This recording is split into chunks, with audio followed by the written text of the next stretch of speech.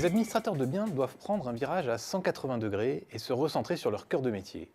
L'effritement de leur marge, depuis 2010, ne dit d'ailleurs pas autre chose. En clair, la profession doit replacer au premier plan les activités de gestion, à savoir le syndic de copropriété et la gérance locative, et accorder ainsi moins d'importance aux activités dites secondaires que sont la transaction et les produits financiers. Ces dernières faisaient en effet partie intégrante du modèle dominant des professionnels, mais elles ont également entraîné son déclin progressif. Ce virage stratégique permettra en toute logique de rétablir les marges tout en relançant la croissance de l'activité.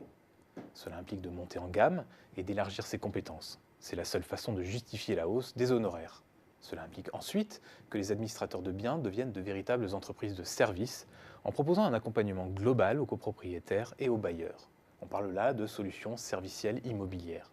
C'est une nécessité alors que les conditions de marché des services immobiliers ont radicalement changé avec les nouvelles habitudes de consommation et l'essor du numérique.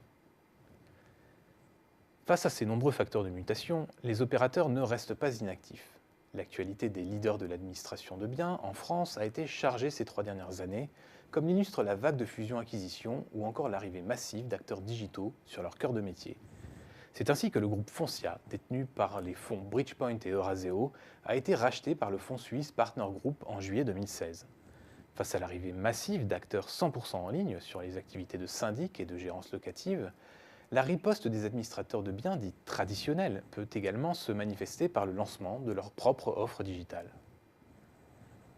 Mais pour s'imposer durablement sur ces marchés, la profession ne pourra pas faire l'économie d'un réel saut qualitatif pour réaffirmer sa valeur ajoutée.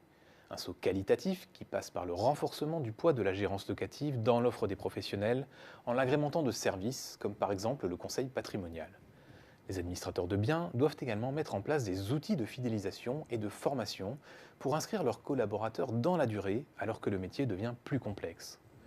Au-delà du développement d'activités connexes comme l'asset management ou le courtage d'assurance, les professionnels pourraient élargir leur offre autour du bien-être des copropriétaires.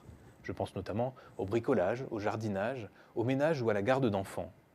Une autre voie à creuser est celle du numérique.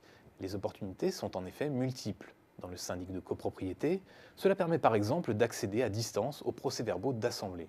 Foncia, Nexity et Sergic ont ainsi fait du digital un axe de développement majeur pour rénover leur modèle et se muer en véritable entreprise de service.